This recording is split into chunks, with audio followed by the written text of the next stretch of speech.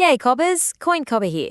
Right, let's cut to the chase. We're going to dive into the one thing that separates the pros from the people who get absolutely wrecked in crypto. Actually owning your coins. Yep, we're talking about hardware wallets. Let's get into it. So you've probably chucked a few hundred, maybe a few grand into Bitcoin or something else on CoinSpot or Binance. You log in, you see the numbers there, and you think, she'll be right, it's all mine. Well, I've got a bit of a newsflash for you, mate. It's not. And understanding why that is the very first step to not losing everything you've got. Look, think of it this way. When your crypto is just sitting on an exchange, they're the ones who have the keys to the vault, not you. What you really have is a promise from them, a digital IOU on their spreadsheet that says they owe you that crypto. But what happens if that exchange gets hacked, or goes belly up, or some government regulator decides to freeze their accounts? Your IOU is suddenly worth jack squat. You're trusting some company with your future, and in this game, that's a mug's game. Okay, let's break this down real simple. Yeah? You've got two main choices here. First, you've got hot wallets. They're basically software on your phone or your computer, and they're always connected to the internet. They're handy for quick trades, kind of like your everyday wallet for cash. But because they're always online, hackers are constantly trying to get into them. Then, you've got cold wallets. These are the hardware wallets. These beauties are kept completely offline. This isn't your everyday wallet. This is the unbreakable safe buried under the concrete slab in your backyard. So what is this key I keep banging on about? Well, your private key is everything. It is the one and only thing that proves you own your crypto, and it gives you the power to spend it. If a thief gets this key, it is game over. They can, and they absolutely will, empty your account in seconds. There's no bank you can call, no fraud department to help you out. It's just gone. Right, when you set up a proper wallet for the first time, it's going to spit out a list of 12 or maybe 24 random words. This is your recovery seed phrase. I want you to think of this as the master key to your entire crypto life. If your hardware wallet gets stolen, or you smash it, or you drop it in the dunny, this phrase is the only thing on planet Earth that can get your funds back. It's actually more important than the device itself. That phrase is your money. And here's where people royally stuff it up. The whole point of a hardware wallet is to create your keys offline and keep them offline forever. The very second you take a photo of your seed phrase, or save it to the cloud, or email it to yourself, or even pop it in a password manager, you've just completely defeated the purpose. You've basically thrown your master key onto the internet for any grub out there to find. Just don't do it. And this is where the hardware wallet comes in to save the day. It's this purpose-built little device that acts like your own personal vault. It creates your private keys in a totally secure, offline environment, and it's designed so that those keys can never, ever leave the device.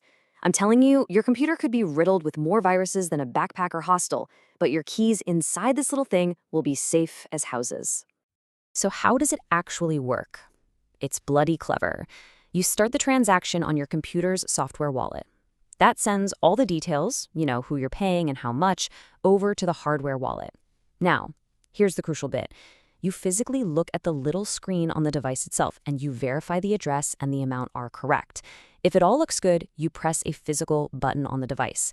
This action signs the transaction using the private key that's locked inside. Then it sends the permission, not the key, back to the computer to be sent out. Your key never, ever touches the internet.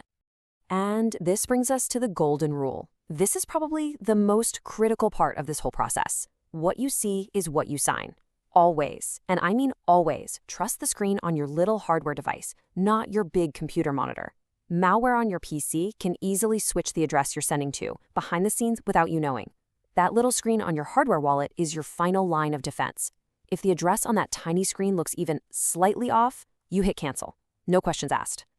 Right, let's talk about storing that all-important seed phrase properly. First up, write the words down carefully. I mean, double and triple check the spelling and the order. Then, you need to start thinking like a spy. Hide it somewhere secure. And don't just make one copy. Make 2, maybe 3. Keep one in a safe at home, and maybe give another copy to your most trusted person, your mom, perhaps. Or you could even stick it in a bank's safe deposit box. The point is, don't put all your eggs in one basket, especially if that basket can burn down or get flooded. I know I'm starting to sound like a broken record here, but I'm going to say it again, because people lose their life savings over this stuff. Never, ever create a digital copy. No photos, no cloud storage. Never type it into a computer unless you are actively performing a recovery on a new device. And if anyone slides into your DMs claiming to be from support and asks for your seed phrase, you tell them to get stuffed. They are a scammer, 100% of the time. Now, that little bit of paper they give you in the box with the wallet is a good start. It is. But paper gets wrecked by fire and water, doesn't it? If you're holding a serious amount of crypto that you plan to keep for years, well, you need to get serious about protecting it. You can buy these steel plates that are designed to stamp your seed phrase into. They're basically indestructible. It's a small price to pay to make sure your master key can survive something like a house fire. All right, for those of you who want to go full secret agent, there's the passphrase. It's also known as the 25th word. This is an optional extra word or sentence that you add on top of your 24-word seed phrase. Now, this isn't written down, it's not stored anywhere, it only exists in your head. And what this does is create a completely new, totally secret wallet that is separate from your main one. So here's the genius of it. You can have two wallets. The first one is accessed with just your 24 words, and that's your decoy. You keep a small, believable amount of crypto in there.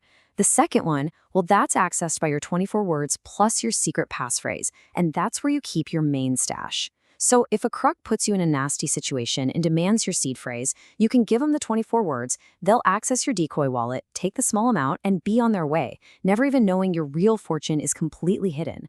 It's a brilliant thing called plausible deniability. Now, here is the massive, flashing red warning sign. This passphrase thing, it's a tool for the truly disciplined, because it is not stored anywhere. If you forget it, your crypto is gone, and I mean properly gone. Vanished into the ether forever. There is no password reset button. There is no one you can call. So if you use this feature, you better be damn sure you are not going to forget that word. Look, it all boils down to the oldest and wisest saying in all of crypto. Not your keys, not your coins. It really is as simple as that. If you are not in absolute control of your private keys, you are trusting someone else not to lose, steal, or block you from your own money. Self-custody with a hardware wallet is the only way to be truly sovereign over your own assets. And that's really the bottom line, isn't it? When you take control of your keys, you become your own bank. Now, that's an incredible power to have. But it comes with an incredible amount of responsibility. There is no safety net if you mess up. The security is entirely down to you. So the big question you've got to ask yourself is, are you ready to step up and act like your own bank? Righto, that's a wrap. I really hope that cleared things up and maybe gave you the confidence to take control. If this explainer helped you out, do us a solid, hit that like button, and subscribe for more noble crypto advice. Stay safe out there, you legends. Catcha.